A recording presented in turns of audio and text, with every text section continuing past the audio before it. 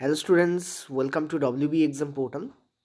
দেখো, আমাদের যে ক্লাস আছে সেটার তো আলোচনা আমরা করবোই ডেফিনেটলি, কিন্তু আমাদের যে নতুন ব্যাচ আসছে সেটা নিয়ে তোমাদের ছোট্ট একটা ঘোষণা যেটা আমি করে দিতে চাই, তারপরে আমি তোমাদের ক্লাস ডেফিনেটলি শুরু করবো। ঠিক আছে? ছোটো একটা ঘোষণা এটাই যে দেখো, আমাদের 2026-এর 2025-এরই ভ্যাকেন্সি বেরিয়েছে 22K, অর্থাৎ 22,000 ভ্যাকেন্সি আছে। এবং এবারে কিন্তু তোমাদের লাইভ এবং ভিওডি দুটোই কম্বাইন করে পড়ানো হবে। মানে যেগুলো খুব কনসেপচুয়াল ক্লাস সেগুলো লাইভ করানো হবে, আর যেগুলো ইনফরমেটিভ ক্লাস, মানে দেখা যাচ্ছে যে শুধু ইনফরমেশান দিলেই তোমাদের ওকে হয়ে যাচ্ছে, সেই ক্লাসগুলোকে আমরা ভিওডির মধ্যে রাখবো। এতে কী হবে, তোমাদের অনেক কম সময়ে বেশি পরিমাণ সিলেবাসকে কিন্তু কী করা যায়, তোমাদের ক্যাপচার করা যায় ভিওডিতে। ঠিক আছে, এটা গেল প্রথম কথা। লাইভ ক্লাসের ক্ষেত্রে লাইভ ক্লাস একটু স্লো হয়। লাইভ ক্লাসে কোশ্চেন অ্যান্সারিং করালে অনেক স্পিডে এগোয়, কিন্তু লাইভ ক্লাসে যদি আলোচনা করা হয় তাহলে লাইভ ক্লাস একটু স্লো হয়। ঠিক আছে? তো কনসেপচুয়াল বলতে কী কী, যেমন ধরো কোনো গ্রাফ করাচ্ছি, যেমন ভিটি গ্রাফ, ডিটি গ্রাফ, তারপর তোমাদের অবতল দর্পণ উত্তল দর্পণের কোনো গ্রাফ, কারণ তোমরা জানো 2022-এ কিন্তু অবতল দর্পণ উত্তল দর্পণের গ্রাফ পড়েছিল।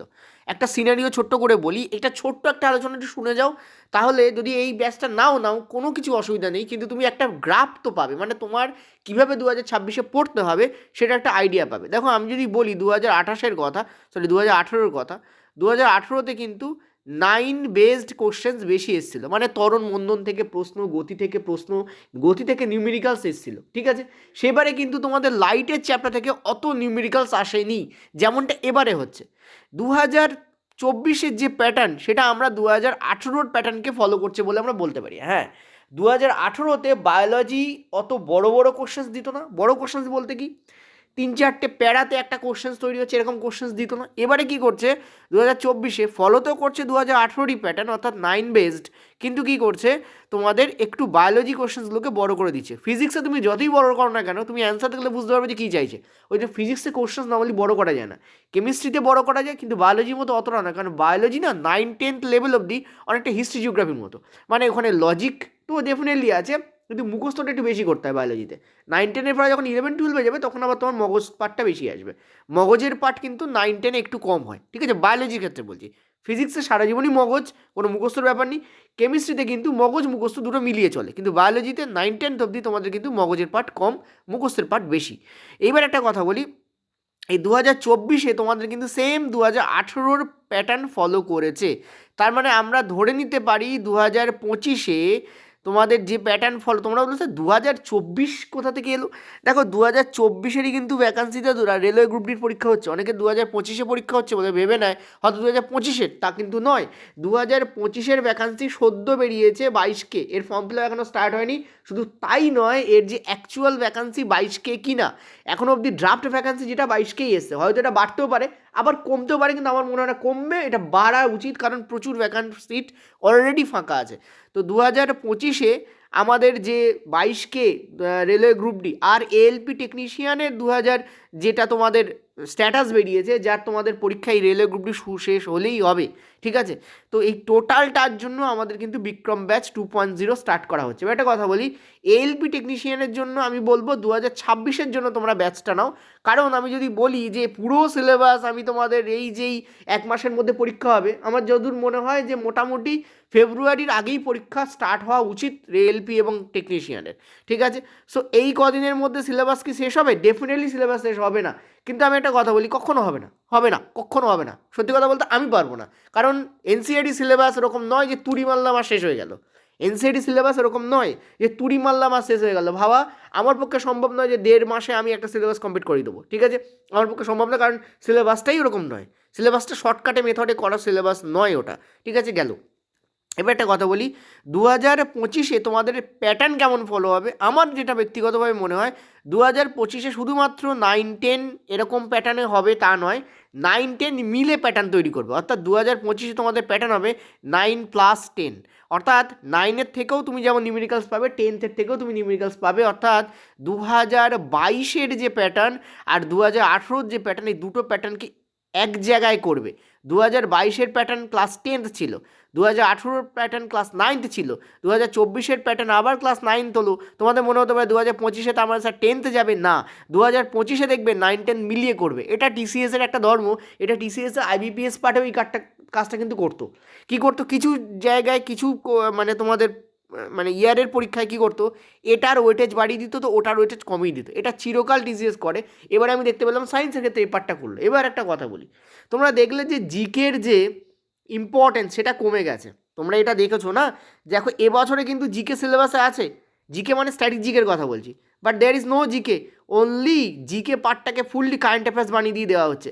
তার মানে কারেন্ট অ্যাফেয়ার্সের কিন্তু যে মাধুর্য সেটা বেড়ে যাচ্ছে। দেখো আমি একটা কথা বলি, আমাকে স্টুডেন্টরা নর্মালি সায়েন্স এবং ম্যাথ পড়ানোর জন্য চেনে আর রিজনিং করানোর জন্য চেনে, কিন্তু আমাকে স্টুডেন্টরা কিন্তু কারেন্ট অ্যাফেয়ার্স করানোর জন্য জানে না।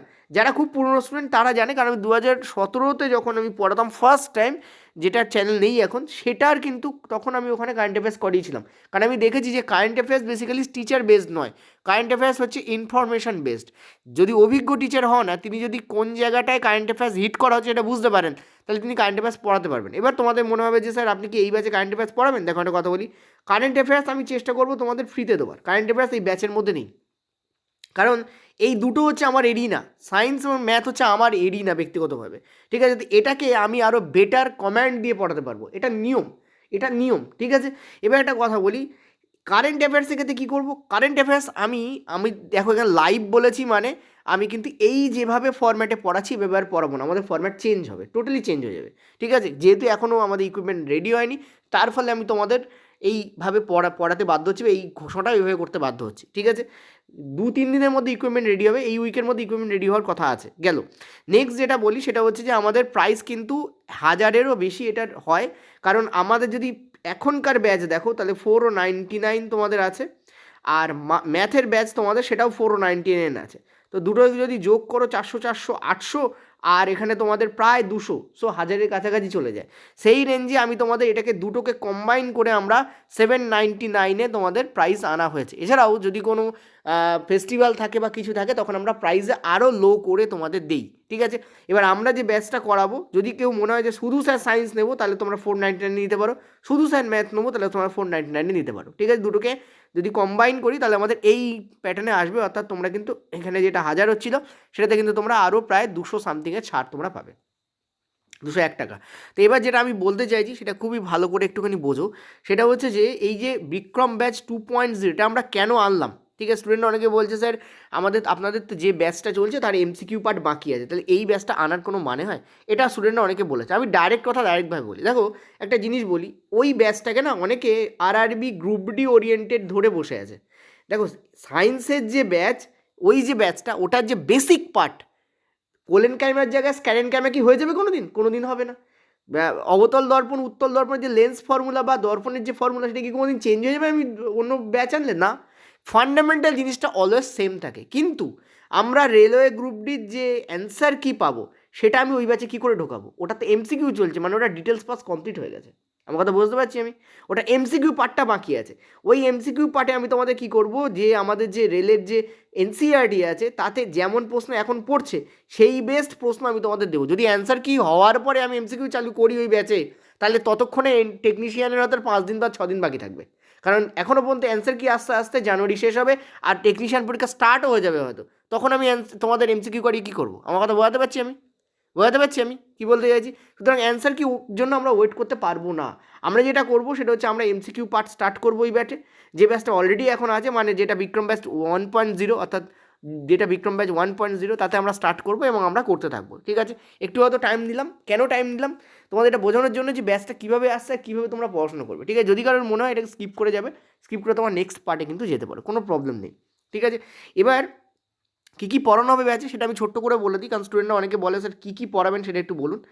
তোমরা বলবে স্যার আগের ব্যাচ ইনকমপ্লিট আছে, ডেফিনেটলি ইনকমপ্লিট আছে, কারণ আমি আগের ব্যাচটা শুরুই করেছিলাম পরীক্ষার প্রায় 2.5 থেকে 2 মাস আগে, ঠিক আছে? সুতরাং আশা করি বোঝাতে পারছি যে সেই ফান্ডের মধ্যে আমার পুরো ব্যাচটাকে কমপ্লিট করা করে এমসিকিউ দেওয়া এটা একটা ভীষণ চাপের ব্যাপার ছিল, ঠিক আছে? এবারে আমরা কী করে 2026 ব্যাচটা অনেক আগেই শুরু করছি, ঠিক আছে? অনেক আগেই, কারণ আমি বললাম এনসিআরটি খুব দ্রুত দুম করে শুরু করা যায় না। আগের ব্যাচের 99.9% কমপ্লিট আছে, অসুবিধা কিচ্ছু নেই, মানে প্রচণ্ড সব সিলেবাস সবই কমপ্লিট, শুধু এমসিকিউ পার্টটা দেওয়া বাকি আছে। তাও আমরা কমপক্ষে মনে হয় 25টা মতো, 17 থেকে 25টা মতো মনে হয় তোমাদের মক টেস্ট দেওয়া হয়েছে, আর ব্যাচের মধ্যেও কিছু ভিডিও পার্ট ছিল যেখানে তোমাদের এমসিকিউ পার্ট আছে। তো ওভারঅল ধরলে 20টা মতো তোমাদের এমসিকিউ পার্ট দেওয়া আছে, ঠিক আছে?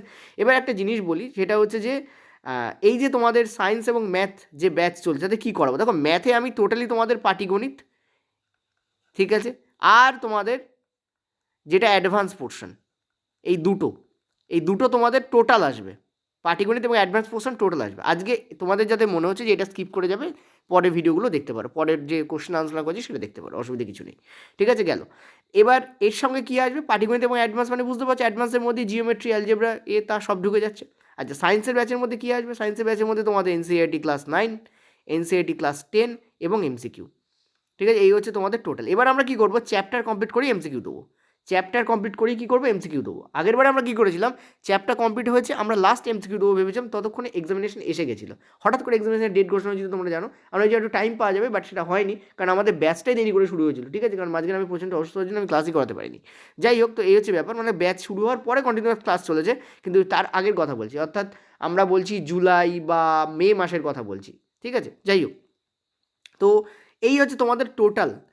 এবার এখানে তোমরা প্রিন্টেবল নোট পাবে নাকি নন প্রিন্টেবল নোট পাবে, এটা তোমাদের একটা প্রশ্ন অনেকের থাকে যে স্যার আমরা প্রিন্টেবল পাবো নাকি নন প্রিন্টেবল পাবো। দেখো, আমি একটা কথা বলি, আমাদের যে ডিটেলস পড়ানো হবে, ঠিক আছে, যে ডিটেলস পড়ানো হবে, ঠিক আছে, তার যে নোটস থাকবে, ডিটেলস যেটা পড়ানো হয়, পয়েন্ট টু বি নোট কী বললাম আমরা, ডিটেলস যেটা পড়ানো হবে, তার যে নোটস থাকবে সেটা তোমরা প্রিন্টেবল ফর্মে পেয়ে যাবে। তার মানে কি, ওটা তোমরা ডাউনলোড করে চাইলে প্রিন্ট করতে পারো, চাইলে প্রিন্ট নাও করতে পারো, পিডিএফ ফর্মেটে রাখতে পারো, যেটা খুশি তোমরা করতে পারো, সেভাবে তোমরা পাবে। ঠিক আছে, কিন্তু আমাদের যেটা এমসিকিউ পার্ট থাকবে, এই যে এমসিকিউ পার্ট, ঠিক আছে, এটা আসবে আমাদের মক টেস্ট আকারে। ঠিক আছে, এটা আসবে কী আকারে, আমাদের মক টেস্ট আকারে, এবং চাইলে আমরা চেষ্টা করব তার নিচে ভিডিও সলিউশন দেওয়ার। ঠিক আছে, ভিআইডিইও ভিডিও সলিউশন, ভিডিআইও ভিডিও সলিউশন আমরা দেওয়ার চেষ্টা করব তার নিচে, এবং যার নিচে চেষ্টা করব না, আমরা দেবো ভিডিও সলিউশন। এই যে পার্টটা থাকবে, এটা কিন্তু তোমাদের প্রিন্টেবল ফরম্যাটে থাকবে না। ঠিক আছে, আমি পরিষ্কার তোমাদের বলে দিলাম, নোট ডিটেলস এবং যে নোটস, সেটা তোমাদের মানে যেটা বেসিক যেটা নোটস হয় ডিটেলস, সেটা তোমাদের মক টেস্ট আকারে থাকবে। ঘটনা কী হয়, যেই এটা আমি ডিটেলস প্রিন্টেবল ফরম্যাটে দেবো, সে কী হয়, কিছু কিছু আছে যারা, তারা কী করবে, এটাকেই তারা বিক্রি করবে, তারা বিক্রি করবে। আর আজকালকার যা টেকনোলজি আছে, তাতে ডব্লিউবি এক্সাম পোর্টালের লোগো তুলে দিয়ে বিক্রি করা যেতে পারে। ঠিক আছে, ওই জন্য আমি কী করবো, এই পার্টটাকে আমি কোনোভাবেই পয়েন্ট টু বি নোটেড, কারণ এটা বাঁচানোটা দরকার। যারা কিনছো, ঠিক আছে, তারা কিনছো, আর কিছু মানুষ না কিনেই তারা কিন্তু পাচ্ছে। তো দুটোর মধ্যে একটা পার্থক্য তোমরা আশা করি বোঝাতে পারছি আমি। ঠিক আছে, তো আমি যেটা বলতে চাইছি, কারণ আমার ফ্রি ক্লাস অলরেডি আছে, এইটুকুকে তো অন্তত পেড ভার্সনের জন্য আমি রাখছি। তো আমি এটা কী করবো, ডিটেলস এবং নোটস, এই যে পুরো পার্টটা, এই পার্টটাকে আমি তোমাদের কী করবো, মাই হ্যান্ড রাইটিংয়ে থাকবে, যাতে আমি হ্যান্ড রাইটিং দেখলেই বুঝতে পারি। এই পার্টটা কিন্তু প্রিন্টেবল ফরম্যাটে, মানে তোমাদের ওই যে লেটার বা অ্যালফাবেটিক ফরম্যাটে থাকবে না। এই পার্টটা তোমাদের প্রিন্টেবল ফরম্যাটে থাকলেও এই পার্টটা আমার হ্যান্ড রিটেন ফরম্যাটে থাকবে। এবারেও আমি টোটালি পার্টটা হ্যান্ড রিটেন ফরম্যাটেই করেছি, যাতে আমার হ্যান্ড রাইটিংই ইজ মাই কপিরাইট, আমার হ্যান্ড রাইটিংই কপিরাইট হবে। তাতে কী হবে, কোনো খবর পেলে আমি কপিরাইট ক্লেম করতে পারবো। This is the fact. এতে তোমাদের সিকিউরিটি পার্ট মিটে গেল। ঠিক আছে, মক টেস্টের যে পার্ট আসবে ভিডিও সলিউশন, সেটা কিন্তু তোমাদের নন প্রিন্টেবল পার্টে থাকবে, এবং সেটা তোমরা অর্থাৎ দুটো পার্টে ভাগ করে দেওয়া হয়েছে ব্যাচটাকে পুরোটা। ক্লিয়ার হয়েছে আশা করি? ওকে, এই হচ্ছে তোমাদের টোটাল ব্যাপার। তোমরা চাইলে বলতে পারো যে স্যার অন্যরা প্রিন্টেবল দেয়, আপনি পুরোটা প্রিন্টেবল দিই ইত্যাদি। দেখো, এইটাই হচ্ছে ব্যাচের ফরম্যাট, এভাবেই ডিসিশান নেওয়া হয়েছে এবং এইভাবেই করানো হবে। আমরা 144টার বেশি সিলেকশন আমাদের 2023-24 হয়েছে, 25ও ধরতে পারো, 144টা বেশি। এখনও অবধি আমি যেটা দেবীচাঁদকে ধরলে, ও এখন তোমাদের ইয়েতে আছে, চেন্নাইতে আছে, পুরুলিয়ায় বাড়ি। দেবীচাঁদকে ধরলে তোমাদের 144তম সিলেকশন হয়। দেবীচাঁদ আমাদের বহু পুরনো স্টুডেন্ট। ঠিক আছে, যখন আমরা পড়াচ্ছিলাম না, তখন ও ডেফিনেটলি এদিক ওদিকের অনেক কোর্স নিয়েছে। ঠিক আছে, বহু পুরনো স্টুডেন্ট, মানে এটা নয় যে ও খালি আমাদের পেড কোর্সের স্টুডেন্ট বা ইত্যাদি, আমি এসব কিছু বলছি না। ও আমাদের ফ্রি ক্লাসও করেছে 2019-এর থেকেও। ও মানে আমি যতদূর মনে আছে, আমার 2019-20ও বলেছিল যে ও কিন্তু আমাদের ক্লাস দেখতে শুরু করেছিল। ঠিক আছে, 2019-20 সেই সময়ের কথা বলছি, মানে তখন 2019-এই মনে হয়, বা তার পরের টেকনিশিয়ানে মনে হয় ও পায়। ঠিক আছে, এর আগেও অনেকেই ক্র্যাক করেছে। ঠিক আছে, কেউ বলে না, সেটা অন্য কথা। তারা আমাকে যে মানে সত্যি কথা বলতে যেটাকে বলা হয় আশীর্বাদ করে, এটাই একটা বড় ব্যাপার। আমার মনে হয় আমার গলার যে প্রবলেম হয়েছিল, আমি যে ফিরে এসেছি, এখন যে পড়াতে পারছি, তোমাদের সঙ্গে বলতে পারছি, আউটস্পোকেন হয়ে কথা বলতে পারছি, এটা তাদের আশীর্বাদ।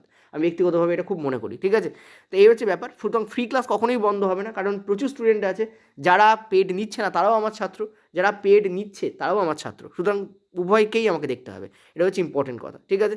আর আমি রিপিটেশন পছন্দ করি না, তো পেডে যেটা থাকবে সেটা ফ্রিতে থাকবে না, যেটা ফ্রিতে থাকবে সেটা পেডে কোনোদিন থাকবে না, অর্থাৎ দুটো ক্লাসে ইম্পর্টেন্ট হয়ে যাবে। এই হচ্ছে তোমাদের টোটাল ফ্যাক্টর। তোমরা যেটা চাও এটাকে স্কিপ করতে পারো, করে নেক্সট ক্লাসের যে ভিডিও আছে সেটা দেখতে পারো, কিন্তু ক্লাস অনেকে চাইছো সেই জন্য বলাটা ইম্পর্টেন্ট বলে মনে করলাম, ঠিক আছে। আর তোমাদের যেটা এক্সিস্টিং ক্লাস আছে সেটা যেমন চলছে চলবে, আমরা এমসিকিউ দিতে স্টার্ট করবো। এখন তোমাদের ওই এমসিকিউগুলোই পয়েন্ট টু বি নোটেড আমরা ভেবেছিলাম পেডই দেবো, কিন্তু বিশ্বাস করে আমার মন বলছিল যে পরীক্ষা চলছে, এখন যদি আমি পেড আর ফ্রি কি, সেই জন্য আমি ওই এমসিকিউগুলোও কিন্তু আমি ফ্রিতেও তোমাদের এর মধ্যে ঢুকিয়ে দিয়েছি, বোঝাতে পারলাম আমি। আর যারা আমার ক্লাস করেছে তারা জানে যে প্রত্যেকটা এমসিকিউ প্রত্যেকটা পার্ট কিন্তু কমনও এসছে। যেমন তোমাদের গলগি বডির কিন্তু কোনো চিত্রই কিন্তু তোমাদের এনসিইআরটিতে নেই, অথচ গলগি বডির ওপর চিত্র বেশ প্রশ্নজি করেছে। আমি কিন্তু প্রত্যেকটা পার্ট আমার যে কোর্স কলার আছে সেখানে চিত্র এঁকে এঁকে এঁকে তোমাদের বলেছি। এনসিইআরটি থেকে বাইরে যাচ্ছে না, যাচ্ছে 20 থেকে 25% এনসিইআরটি বাইরে এবছর গেছে, কারণ বিকজ অফ এআইকে তুমি যেটা বইয়ের পেজ দিয়ে বলো ভাই কোশ্চেন্স করতে, ও যেখান থেকে সেখান থেকে কোশ্চেন্স করবে, শুধু প্যাটার্নটা নেবে ওই বইয়ের, এটাই হচ্ছে বেসিক্যালি হচ্ছে, ঠিক আছে। তো ব্যাপারটা বোঝো, ব্যাপারটা চেনো, তারপর পেড কোর্স নাও, এটা হচ্ছে ইম্পর্টেন্ট। পেড কোর্স না নিলে কিন্তু তুমি পরীক্ষা পাস করবে না, রেভিনিউ পাস করবে। প্রচুর স্টুডেন্ট আছে আমার যারা ফ্রি স্টুডেন্ট, যারা বেশি 144টা কি আমি সিলেকশন করেছি না, 144 বেশি, 1000-এর বেশি সিলেকশন হয়েছে 2018 থেকে পড়াচ্ছি। তো বেশিরভাগ স্টুডেন্ট, আমি তো পেড কোর্স চালু করেছি 2-3 বছর হয়েছে, তার আগে যারা চাকরি পেয়েছে তারা তো ফ্রি কোর্স করেই চাকরি পেয়েছে, ঠিক আছে। তো এই হচ্ছে ব্যাপার, লড়তে থাকো, ডেফিনেটলি সিলেকশন হবে। চলো, তোমার পরিশ্রমটাই আসল, কোনো কোর্স আসল নয়, আমি এটা বারবার বলি, তোমার পরিশ্রমটা আসে। এনি কোর্স তুমি নিয়ে নাও, কিন্তু তোমার যদি বেসিক ক্লিয়ার না থাকে, না যদি করতে পারো, তাহলে কিন্তু হবে না, ঠিক আছে। এটা হচ্ছে ব্যাপার। চলো আমরা এগোই, আমাদের যে পরে যে কোশ্চেন্স আছে সেটা নিয়ে আলোচনা করব। আর একটা ছোট্ট জিনিস, সিএ আমি পড়াবো না, ঠিক আছে, আমাদের টিম মেটেরিয়াল তৈরি করবে, সিএ পড়াবে অন্য একজন, ঠিক আছে। এভাবেই তোমাদের ব্যাচটা ডিজাইন করা হবে, এটা ফ্রি ব্যাচের কথা বললাম, এবং তোমাদের এবার থেকে তোমরা সিএ পেতে আরম্ভ করবে। দেখা যাক, পেডে তো অনেকে সিএ করায়, আর আমরা ফ্রিতে সিএ স্টার্ট করছি, দেখা যাক কারটা ভালো, দেখা যাক, ঠিক আছে। চলো দেখো, এরকম একটা প্রশ্ন দেওয়া ছিল, এরকম একটা চিত্র দেওয়া ছিল, ডেফিনেটলি এন্ডোপ্লাজমিক রেটিকুলাম লেখা ছিল না, ঠিক আছে, জাস্ট চিত্রটা দেওয়া ছিল, এবং বলা হয়েছে যে what is the main function of the cell organelles shown in the figure, অর্থাৎ এই ফিগারে যে কোষ অঙ্গাণুকে দেখানো হয়েছে তার কী ফাংশন আছে, ঠিক আছে, তার কী ফাংশন আছে। দেখো, এটা হচ্ছে এন্ডোপ্লাজমিক রেটিকুলাম, ক্লিয়ারলি দেখতে পাচ্ছ, দিস ইজ এন্ডোপ্লাজমিক রেটিকুলাম। তোমার এন্ডোপ্লাজমিক রেটিকুলাম কেন এটা? দেখো, এটা এন্ডোপ্লাজমিক রেটিকুলাম এই কারণে, কারণ এর গায়ে রাইবোজোম আছে তাই, এবং এটা একটা রাফ এন্ডোপ্লাজমিক রেটিকুলাম। ঠিক ওই পাশে দেখতে পাচ্ছেন এখানে লেখা আছে স্মুথ এন্ডোপ্লাজমিক রেটিকুলাম। মনে রাখবে, গলগি বডি আর এন্ডোপ্লাজমিক রেটিকুলামকে খুব গুলিয়ে দেওয়া হয়।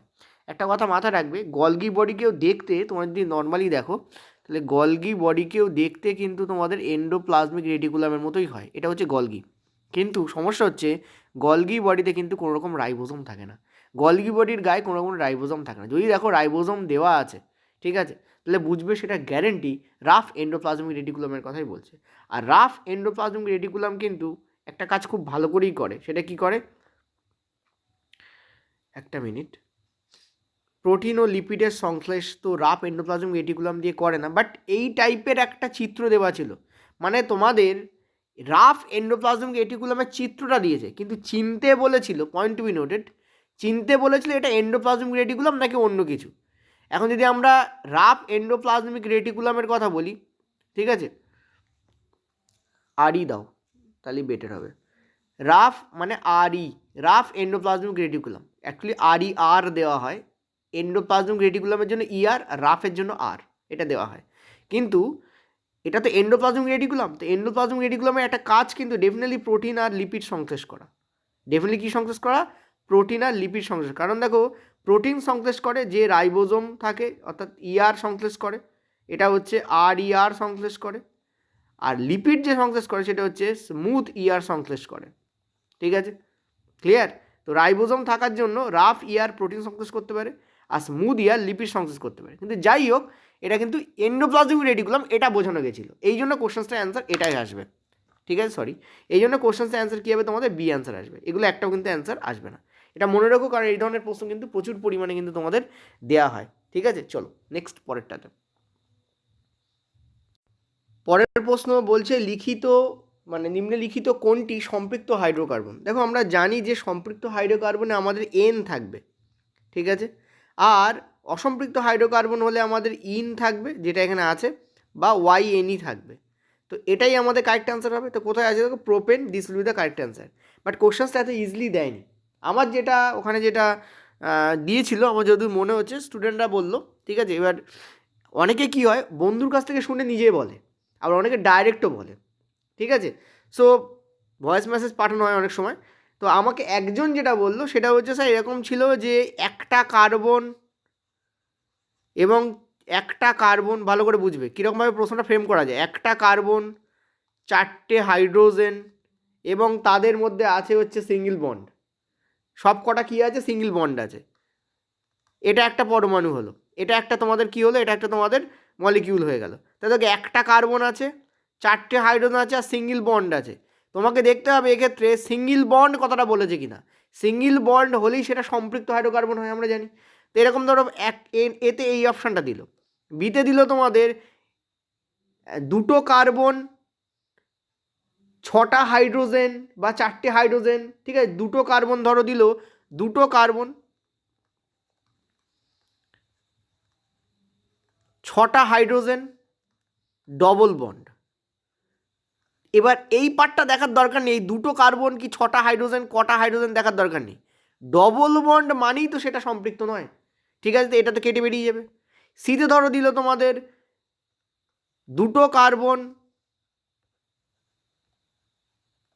2টো হাইড্রোজেন, ট্রিপল বন্ড, ঠিক আছে, ট্রিপল বন্ড। তো এটাও তো অ্যান্সার হবে না। কেন, কী করে অ্যান্সার হবে? কারণ ট্রিপল বন্ড বলেছে তাই। তো এইভাবে যদি প্রশ্ন ফ্রেম করে, যেমন তোমরা দেখছো যে একটু বড় বড় করে কোশ্চেন্স ফ্রেম করছে, তাহলে নির্ঘাত আমরা অ্যান্সার দিতে পারবো, ঠিক আছে। এইগুলোকে মাথায় রাখতে হবে। যেমন বেঞ্জিন, বেঞ্জিনে কী হয় তোমরা জানো যে single bond double bond alternatively থাকে। এরকম লিখে দিতে পারে single bond double bond alternative, কিন্তু ডবল বন্ড দেওয়া আছে মানেই ওটা কিন্তু সম্পৃক্ত হবে না। বুঝতে পারছি আমি, ক্লিয়ার?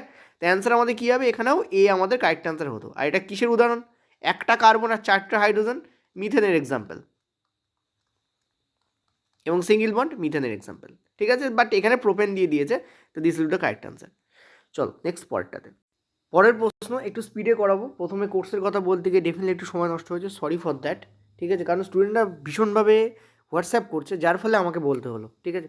তো বলছে কোন নির্দেশক অম্লীয় মাধ্যমে বর্ণহীন থাকে এবং ক্ষারীয় মাধ্যমে গোলাপি বর্ণ ধারণ করে? তা আমরা জানি যে মিথাইল অরেঞ্জ হচ্ছে সেই জিনিস, সেই ব্যক্তি যে কিন্তু আমরা জানি যে অম্ল অর্থাৎ অ্যাসিডে, অম্ল বা অ্যাসিডে কিন্তু এটা বর্ণহীন থাকে, ঠিক আছে। এটা তোমাদের কালকেই আমি যে ক্লাস দিয়েছি, ঠিক আছে, কালকে নয় সরি, কালকে, হ্যাঁ কালকে সকালবেলা আমি যে ক্লাস দিয়েছিলাম তাতেও আমি এটা আলোচনা করেছিলাম, ঠিক আছে। দেখো তারপর প্রশ্ন এসছে, ঠিক আছে। আর ক্ষার যেটাতে থাকে তাতে কি হয়? তাতে পিঙ্ক হয়ে যায়, ঠিক আছে।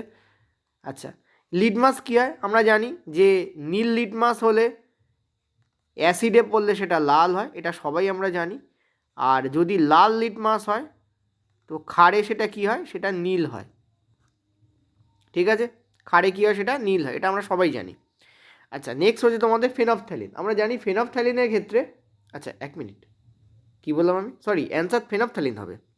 ওকে okay okay okay okay, not methyl orange, not methyl, answer phenolphthalein হবে, ফিনফথ্যালিন হবে। এটা এটা এটা এটা এটা এটা এটা এটা এটা এটা হয়, ঠিক আছে। ফিনফথ্যালিনে এটা হয়। ফিনফথ্যালিন কী হয়? বর্ণহীন হয়। কী বললাম? ফিনফথ্যালিন বর্ণহীন হয় অ্যাসিডে, আর বেসিকে পিঙ্ক সলিউশন দেয়, সরি। আচ্ছা নেক্সট চলো, ঠিক আছে। মিথাইল অরেঞ্জ কী করে? এখানে লিখে দিচ্ছি। মিথাইল অরেঞ্জ যেটা করে সেটা হচ্ছে অরেঞ্জ হয় বা রেড হয়, মানে অরেঞ্জ রেড, কমলাটে লাল হয় বলতে পারো, ঠিক আছে। কমলাটে লাল হয়, টকটকে লাল নয়, কমলাটে লাল হয়। কিসে হয়? অ্যাসিডে। আর যদি বলো ক্ষারে কী হয়? ইয়েলো হয়ে যায়, ঠিক আছে। ইয়েলো কিসে হয়? ইয়েলো হয় তোমাদের ক্ষারে, ক্লিয়ার? নেক্সট দেখো, এইটা তোমাদের নতুন, এটা এনসিইআরটিতে দেওয়া নেই। অ্যান্সার তো এখানে পাওয়া যাচ্ছে, কিন্তু এটা নতুন, এটা এনসিইআরটিতে দেওয়া নেই। এবার এই ব্যাটা এলো কী করে? এআইকে তুমি বলো যে পিএইচের ভ্যালু দিয়ে প্রশ্ন করে দিতে, তার মধ্যে একটা কমন হচ্ছে ব্রোমোথাইমল ব্লু, এটাকে বিটিবি বলা হয়, ঠিক আছে। এটা আমরা অ্যাপ্লাইও করেছি, বিটিবি, ব্রোমোথাইমল ব্লু, বিটিবি বলা হয়। এর যেটা পার্ট সেটা একটু মনে রাখো, ভীষণ ইম্পর্টেন্ট। সেটা হচ্ছে দেখো এর 3টে পার্ট হয়, বলে দিই, ঠিক আছে। যদি 8-এর ওপরে যায়, যদি 8-এর কোথায় যায়? 8-এর ওপরে যায়, ঠিক আছে, তাহলে এটা নীল বর্ণ দেখায়, ঠিক আছে। যদি 6-এর নিচে যায়, ভালো করে বুঝবে, ভীষণ ইম্পর্টেন্ট, তাহলে এটা ইয়েলো দেখায়, হলুদ বর্ণ দেখায়, হ, এটা 2 নয় কিন্তু হ। আর এদের মাঝখানে এ বেটা সবুজ বর্ণ দেখায়, 6 থেকে 8-এর মাঝখানে কি দেখায়? সবুজ দেখায়। তাহলে এইটা হচ্ছে তোমাদের এর টোটাল। 8-এর ওপরে গেলে নীল দেখায়, 6-এর নিচে গেলে হলুদ দেখায়, আর এখানে কি দেখায়? এরা সবুজ দেখায়। ঠিক আছে, বিটিভি নর্মালি এই ফরম্যাটেই থাকে, অ্যাকচুয়াল কালার ব্লু হয়, ওই জন্য আমরা বিটিভি মানে ব্রোমোথাইমাল ব্লু বলি একে। ঠিক আছে, চলো পরেরটাতে। এটা কমন কোশ্চেন্স এবং রিপিটেড প্রশ্ন। ব্যাটারির একক কী, মানে চিত্র কী? তোমরা জানো ব্যাটারি হচ্ছে একটা বড় আর একটা ছোটো, এই দুভাবে ব্যাটারিকে রিপ্রেজেন্ট করা হয়। এটাকে প্লাস, এটাকে মাইনাস ধরা হয়, এবং এই বড়টা যে প্লাস, ওটা যে মাইনাস, এটা দিয়ে কিন্তু 2018-তে অলরেডি প্রশ্ন এসেছিলো। 2018-তে এসেছিলো, 2022-এ আসেনি আমার যদি মনে হচ্ছে। ঠিক আছে, অ্যান্সার কী হবে? একটি লম্বা একটি ছোটো সমান্তরাল লেখা, this will be the correct answer. ঠিক আছে, এটাই আমাদের কারেক্ট অ্যান্সার হবে। চলো, পেট্রোল কি বা পেট্রোলিয়াম কিভাবে ব্যবহার করা হয়? দেখো, পেট্রোল হলো একটি অনবীকরণযোগ্য রিসোর্স, মানে এমন জিনিস যেটা আমরা ব্যবহার করলে সেটা আস্তে আস্তে নষ্ট হবে, যেমন কয়লা, ঠিক আছে, পেট্রোলিয়াম, এগুলো হচ্ছে আবার পুনরায় সৃষ্টি করা যায় না, এদের ভান্ডার আস্তে আস্তে শেষ হয়, এরকম জিনিসকে আমরা বলি নন রিনিউয়েবল সোর্স অফ এনার্জি।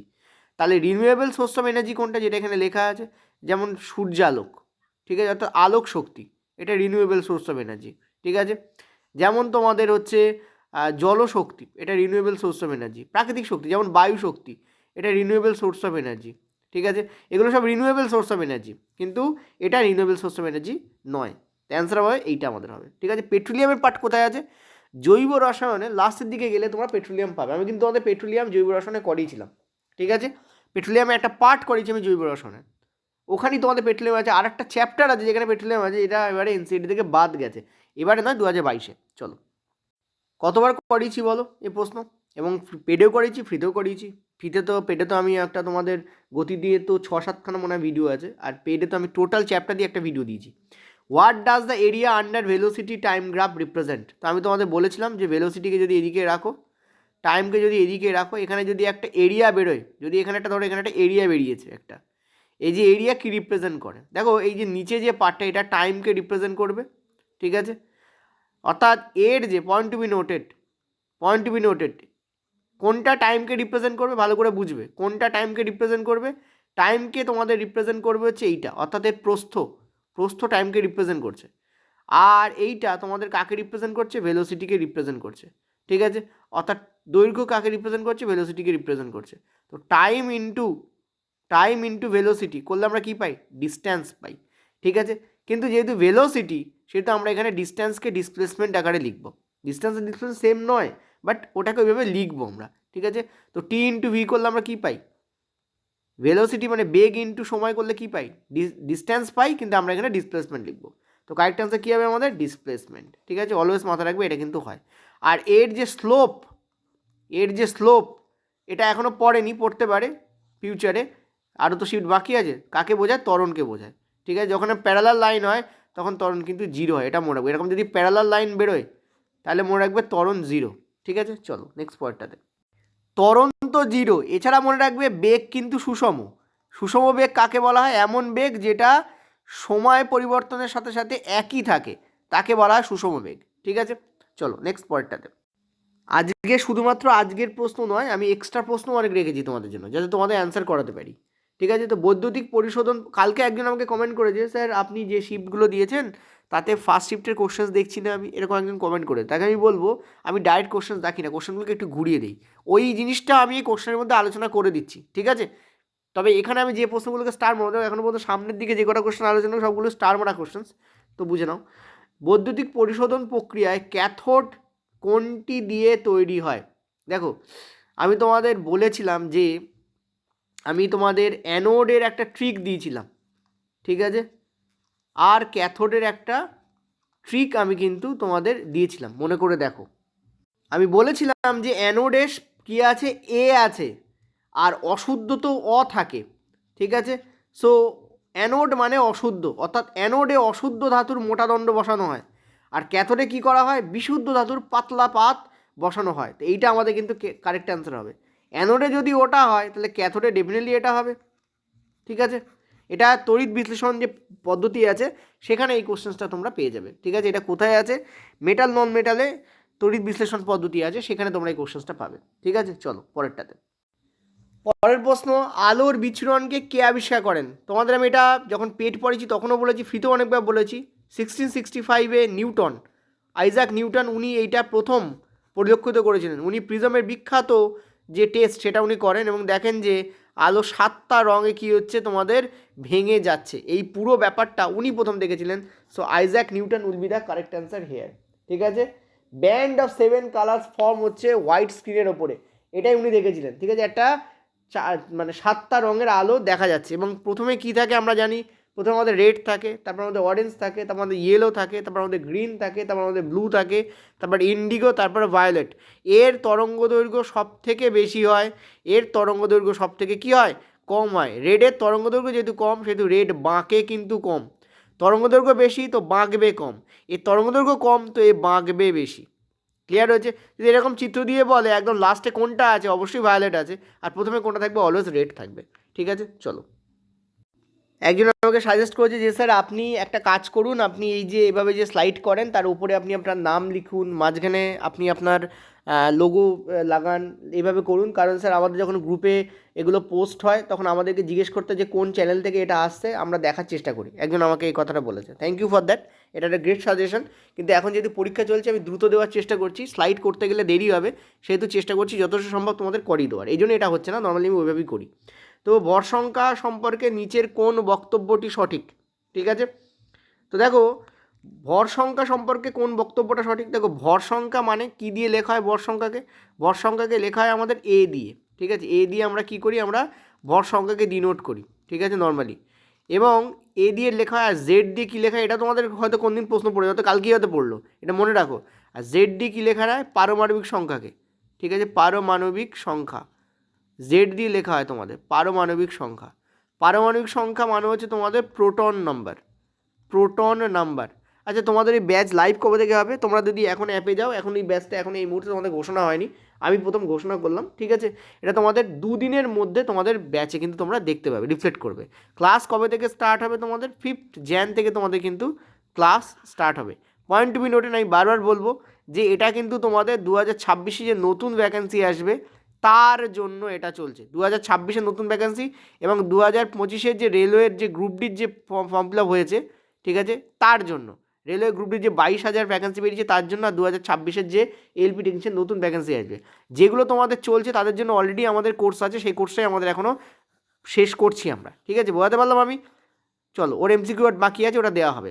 তো পারমাণবিক সংখ্যা, ওই জন্য যারা অলরেডি কোর্সে আছো তাদের, যারা যদি ভাবো যারা টেকনিশিয়ান এবং এ নেবে, তাদের এই মুহূর্তে কোথাও কোনো কোর্স, আমারও কোনো নতুন কোর্স নেওয়ার দরকার নেই। ঠিক আছে, তোমরা চাইলে এই কোর্সটাকে, যে কোর্স তোমরা আছো সেটাকে ফলো করতে পারো, ওটা তোমাদের ওভারঅল সব কিছুর জন্যই। ঠিক আছে, আচ্ছা এবার একটা কথা বলি, সেটা হচ্ছে যে ভর সংখ্যা কাকে বলা হয়? ডেফিনেটলি প্রোটন আর নিউটন সংখ্যা যোগ করলে আমরা ভর সংখ্যা পাই। এবার এখানে একটা গুরুত্বপূর্ণ জিনিস বলেছে, এখানে বলছে কোন বক্তব্যটি ভুল। ঠিক আছে, তো ভর সংখ্যা মানে প্রোটন এবং নিউট্রন, তো এটা তো কারেক্টই হচ্ছে। নেক্সট এইগুলো একটু দেখে নেবে, কারণ অনেক সময় আমারও মিস্টেক হয়, আমি ঠিকটা বলে দিয়ে চলে যাই। আরেকটা জিনিসও গণ্ডগোল হয়েছিল, একদিন আমি বলে দেবো সেটা তোমাদের। তো বলছে যে একই মৌলের সমস্থানিকগুলোর ভর সংখ্যা ভিন্ন হয়। সমস্থানিক মানে হচ্ছে তোমাদের আইসোটোপ। ঠিক আছে, আইসোটোপ কাকে বলা হয়? দেখো আইসোটোপে প আছে, আমি তোমাদের বলেছিলাম প মানে প্রোটন, প মানে কি, প্রোটন, এভাবে মনে রাখতে হয়। তো প্রোটন সংখ্যা সেম হয়, ঠিক আছে, প্রোটন সংখ্যা সেম হয়, কিন্তু নিউট্রন সংখ্যা আলাদা, নিউট্রন সংখ্যা আলাদা। তুমি একটা কথা ভালো করে ভাবো, প্রোটন সংখ্যা সেম কিন্তু নিউট্রন সংখ্যা আলাদা, ঠিক আছে, তাহলে এদের যোগফল কি সেম হবে? কোনোদিন হবে না। তার মানে এখানে ভর সংখ্যা আলাদা, ভর সংখ্যা কী হয়, আলাদা হয়। তো এটাও কারেক্ট, দেখো ওখানে বলেছে ভর সংখ্যা ভিন্ন, যখন বলেছে ভর সংখ্যা ভিন্ন, তো এটাও কিন্তু আমাদের রাইটই আছে। নেক্সট বলছে প্রোটিয়াম এবং ডিউটেরিয়ামের পারমাণবিক ভর সমান। দেখো প্রোটিয়াম এবং ডিউটেরিয়ামের পারমাণবিক ভর সমান নয়। ঠিক আছে, প্রোটিয়াম এবং ডিউটেরিয়ামের হ্যাভ সেম অ্যাটমিক মাস না। ভর সংখ্যা সর্বদা পূর্ণ সংখ্যা হয়, এটাও কিন্তু রাইট। ভর সংখ্যাটা পূর্ণ সংখ্যা, এইটা কিন্তু আমাদের wrong, this is the wrong answer. দেখো এই যে পোট্রিয়াম, ঠিক আছে, পোট্রিয়ামের যে প্রোটন সংখ্যা, পোট্রিয়ামকে আমি পি বলে লিখছি, পোট্রিয়ামের যে প্রোটন সংখ্যা সেটা তোমাদের 1, ঠিক আছে, ডাইটোরিয়ামের যে প্রোটন সংখ্যা সেটাও তোমাদের 1, আরেকটা আছে টিট্রিয়াম। টিট্রিয়ামের যে প্রোটন সংখ্যা সেটাও তোমাদের 1। প্রবলেমটা কী হয়, প্রোটিয়ামে 0 নিউট্রন আছে, ঠিক আছে, ডাইটোরিয়ামে 1টা নিউট্রন আছে, আর ট্রিট্রিয়ামে তোমাদের 2টো নিউট্রন আছে। এই যে পোট্রিয়াম, ডাইটেরিয়াম বা ডিউটেরিয়াম বলা হয় বা ট্রিট্রিয়াম, এটা তিনটে হচ্ছে হাইড্রোজেনের আইসোটোপ, ঠিক আছে। তাহলে দেখো এদের মাস নাম্বার কী হবে, পোট্রিয়ামের মাস নাম্বার কত হবে 1, ডাইটেরিয়ামের মাস নাম্বার কত হবে 2। কেন, এই যে মাথায় 2 লিখছি এ পাশে, অর্থাৎ বাম দিকে মাথায় 2, এটা হচ্ছে তোমাদের ভর সংখ্যাকে ডিনোট করে, আর নিচে তোমাদের প্রোটন সংখ্যাকে ডিনোট লেখা হয়। তো যদি পোট্রিয়ামের জন্য ভর সংখ্যা 1 হয় তো প্রোটন সংখ্যা কত হবে 1। ডাইটোরিয়ামের জন্য ভর সংখ্যা 2, কারণ 1 + 1 2, কিন্তু প্রোটন সংখ্যা নিচে লেখা হয় জেড, যেটা নিচে লেখা হয় এই জায়গায়, এখানে আমরা 1 লিখবো। দেখো এটা 1, এটা 1, তার মানে কি প্রোটন সংখ্যা সেম, যেটা আমি বললাম একটু আগে যে প্রোটন সেম। দেখো এখানে কিন্তু নিউট্রন আলাদা, দেখো নিউট্রন আলাদা, এখানে 0 নিউট্রন, এখানে 1 নিউট্রন। ট্রিট্রিয়ামের ক্ষেত্রে কী হবে 3, কেন, ওপরে তোমাদের ভর সংখ্যা লেখা হয় তো 1 + 2 3, কিন্তু প্রোটন সংখ্যা কী হবে সেটাও 1, এখানে 1ই আসবে। তো 3 আর 1 তোমাদের হবে এখানে, ঠিক আছে, বোঝাতে পারছি আমি। তো এটাই আমাদের কিন্তু রং অ্যান্সার ছিল, তো এটাই আমাদের এখানে মার্ক করতে হবে। চলো, 600 জুল কাজ 3 মিনিটে সম্পন্ন হলে ক্ষমতা কতটা। দেখো ক্ষমতা ইকুয়ালটা আমরা কি জানি, কার্য, কে লিখলাম কার্য বাই সময়, ঠিক আছে, কার্য বাই তোমাদের কি হয় সময়, এইটা হচ্ছে আমাদের ক্ষমতার ফর্মুলা হয়। যদিও পাওয়ারের আরও একটা ফর্মুলা আছে, যদি ভি দিয়ে করো ইত্যাদি দিয়ে করো তো ফর্মুলা বেরোয়, কিলো, ঠিক আছে, কিলো ওয়াটস আওয়ারও হয়। তো যাই হোক, কিলো ওয়াটস আওয়ার না, কিলো ওয়াট হয়, মানে ওয়াট হতে পারে। ক্ষমতার একক কি, ওয়াট আমরা জানি, ক্ষমতার একক ওয়াট আর হর্স পাওয়ার হয় ব্যবহারিক একক, আর এমনি একক নর্মাল একক আমরা ওয়াটই ধরি। তো কার্য বাই সময়, কার্য কত আমাদের 600, সময় আমাদের কী থাকে সেকেন্ডে থাকে, তো 3 × 60, ঠিক আছে। এখান থেকে আমরা কী দেখতে পাচ্ছি, এটা আমাদের কাটছে, তো এটা কী হবে আমাদের 10 হবে, 1 মিনিট, এটা আমাদের 10 হবে। তো 10/3 যদি করি তাহলে 3.33 watt will be the correct answer here, ঠিক আছে। চলো পরেরটাতে। আচ্ছা, এটা আমি তোমাদের রেকর্ডিং বন্ধ করা অবস্থাতেই পড়িয়েছি, এটা একবার পড়িয়ে দিই। দেখো আলফা পার্টিকেলের যে তোমাদের দেখতে যে কীরকম হয় তোমাদের 2+, আলফা পার্টিকেল দেখতে কেমন হয় আলফা 2+, এবং এটা হিলিয়াম অ্যাটমের সঙ্গে ম্যাচ করে, হিলিয়াম অ্যাটম আর এটা সেম টু সেম হয়। হিলিয়াম অ্যাটমের ক্ষেত্রে তোমাদের 2+ যদি লেখো, হিলিয়াম অ্যাটমের মাথায় 2+ লেখো তাহলে সেম টু সেম দাঁড়াবে। হিলিয়াম অ্যাটমের ক্ষেত্রে কী হয়, 2টো প্রোটন 2টো নিউট্রন থাকে, আলফা পার্টিকেলেও 2টো প্রোটন 2টো নিউট্রন থাকে। 2+ কেন, কারণ 2টো ইলেকট্রন এর থেকে বেরিয়ে গেছে, বেরিয়ে গেলে তাকে আমরা 2+ নেই, মনে রাখবে 2- নয়, 2- মানে ইলেকট্রন ঢুকছে, প্লাস মানে ইলেকট্রন বেরিয়ে যাচ্ছে। তোমরা স্যার প্লাস কেন লেখা হয়, দেখো 2টো ইলেকট্রন বেরিয়ে যাচ্ছে মানে নেগেটিভ চার্জ কমে যাচ্ছে, মানে প্রোটনের চার্জ বেড়ে যাচ্ছে, ওই জন্য এখানে পজিটিভ ধরা হয়, ঠিক আছে। তো alpha particle will be the correct answer here. Okay, রাদারফোর্ডের যে ব্যাপার আছে ওই জায়গাটায় প্রচুর কোশ্চেন্স আছে, ওখান থেকে ভালো করে মুখস্থ করে রাখো। রাদারফোর্ড বা যা যা বিজ্ঞানী আছে ওখানে ওই পার্টটাতে অ্যাটম অ্যান্ড মলিকিউলসের পার্টটা ভালো করে পড়ে রাখো। বলেছে which of the following tissue is protective tissue in the living body, ঠিক আছে, সেটা হচ্ছে আবরণী কলা। যেমন ত্বক, ত্বক কী দিয়ে তৈরি হয়, স্কোয়ামাস স্ট্র্যাটিফাইড এপিথেলিয়াম দিয়ে তৈরি হয়, ঠিক আছে, স্কোয়ামাস স্ট্র্যাটিফাইড এপিথেলিয়াম দিয়ে তৈরি হয়, ঠিক আছে, থেলিয়াম দিয়ে তৈরি হয়, এবং এর 2টো স্তরে স্তরে সাজানো থাকে, ঠিক আছে, 2টো স্তরে কী হয় এর সাজানো থাকে, স্তরে স্তরে সাজানো থাকে কোষগুলো। তো ত্বক কিন্তু তোমাদের একটা আবরণী কলার মধ্যে পড়ে, যেটা বিভিন্ন যে অন্যান্য অর্গান আছে তাদেরকে কি করে, প্রোটেকশন দেয়। ওকে, চলো নেক্সট পয়েন্টটাতে। বলছে একটি পৃথক প্রতিধ্বনি শোনার জন্য মূল শব্দ এবং প্রতিধ্বনির মধ্যে কত সময়ের ব্যবধান হতে হবে। তার মানে কি, ধরো তুমি এখানে আছো, ঠিক আছে, তুমি এখানে আছো এবং তুমি কি করলে, তুমি একটা কথা বললে, সেটা এখানে একটা প্রতিফলক আছে, সেই প্রতিফলকের গায়ে গেল এবং তোমার কানে এসে পৌঁছলো ফার্দার, ঠিক আছে, এইটা কিন্তু আমরা প্রতিধ্বনি বলি। এই গেল আর এলো, এই টোটাল টাইমটা তোমাদের 0.1 সেকেন্ড হতে হবে, মানে এখান থেকে শুরু করলো, গেল এবং এলো, এই টোটালটা 0.1 সেকেন্ডের মধ্যে তোমাকে হতে হবে। তো কারেক্ট অ্যান্সার আমাদের কী হবে, 0.1 second will be the correct answer, ঠিক আছে। চলো নেক্সট পয়েন্টটাতে। দূরত্ব কতটা হবে যদি তোমাদের বলে, দেখো যদি আমরা শব্দের বেগ ধরে নিই 2344 এত মিটার/সেকেন্ড যদি ধরে নিই, তাহলে 1 সেকেন্ডে এটা এই যায়, তাহলে 0.1 সেকেন্ডে কী যাবে, এটা 34.4 মিটার দূরত্ব যাবে, সেটা হচ্ছে যাওয়ার আসার টোটাল দূরত্ব। x + x এর ভ্যালু হচ্ছে তোমাদের 34 + 4, তাহলে শুধু এক্সের ভ্যালু কী হবে 17.2, অর্থাৎ বক্তা এবং প্রতিফলকের মধ্যে যে ওয়ান ওয়ে ডিস্টেন্স থাকবে সেটা হবে 17.2, 17.2 যাবে, 17.2 আসবে, সো টোটাল ডিস্টেন্স বেরোবে কত 34.4 মিটার। ঠিক আছে, চলো পরেরটাতে। বলছে যে 1 কিলোওয়াট আওয়ার ইকুয়াল টু কত জুল। তো আমরা সবাই জানি 1 kilowatt hour equal to 3.6 into 10⁶ joule. This will be the correct answer. এবার একটা কথা বলি, যদি তোমাদের পরীক্ষায় 36 লিখে দেয় আর ওদিকে যদি 10⁵ দেয় তাহলে কি এটা কারেক্ট হবে? এটাও কিন্তু কারেক্ট। দেখো 36 ইন্টু 10⁵ জুলকেই কিন্তু 3.6 into, point to be noted, 3.6 into 10⁶ joule লেখা যায়। কেন?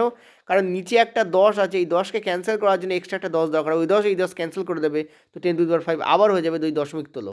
সো এটা ইকুয়াল টু কিন্তু এটা একটু মনে রাখবে, আমি বারবার বলবো যে এটা ইকুয়াল টুই কিন্তু এটা। তো অনেক সময় রেল ঘুরিয়ে এইভাবেও দিতে পারে 336 ইন্টু 10⁵। যদি বলে 2 কিলোওয়াট আওয়ার, এটার মান কত হবে, তখন তুমি কি করবে 3.6 ইন্টু 10⁻, তোমাদের যে 6 রয়েছে, এই যে এইটা নর্মালি এটাকেই লেখা হয় এত জুল। ঠিক আছে, এই যে এটাকে তোমরা কি করবে, পয়েন্ট টু বি নোট, এটাকে তোমরা কি করবে, এটাকে তোমরা ইন্টু 2 করে দেবে, তখন কি হবে তোমাদের 7.2 ইন্টু 10⁶। এটাকে আবার কি লেখা যায় 72 ইন্টু 10⁵ লেখা যায়, এটাকে এটাও লেখা যায়।